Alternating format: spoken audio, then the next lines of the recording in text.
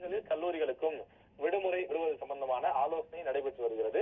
இந்த ஆலோசனை முடிந்த பிறகும் அதே போல இரவு மழை எப்படி இருக்கிறது என்பதை பொறுத்தும் எந்தெந்த மாவட்டங்களுக்கு விடுமுறை, எந்தெந்த மாவட்டங்களில் பள்ளிக்கு விடுமுறை, எந்தெந்த மாவட்டங்களில் கல்லூரிக்கு விடுமுறை என்ற அறிவிப்பு வெளியாகும் என்று சொல்லப்படுகிறது. குறிப்பாக சென்னை உள்ளிட்ட மாவட்டங்களில் தொடர்ந்து கனமழை நீடிக்கும் என எதிர்பார்க்கப்படுவதால் பள்ளிகளுக்கு விடுமுறை விடுவதற்கான வாய்ப்பு இருக்கிறது. வழக்கமாக மாவட்ட ஆட்சியர்கள் தான் இதனை முடிவு செய்வார்கள்.